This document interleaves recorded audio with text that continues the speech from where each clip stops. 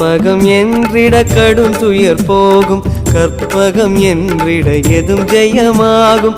கற்பகம் என்பதை கவசம் ஆகும், கவசமாகிய கணபதி போற்றி. காலம் மூன்றும் கணிப்பவன் நீயே, காப்பதும் கடமை கற்பக தருவே.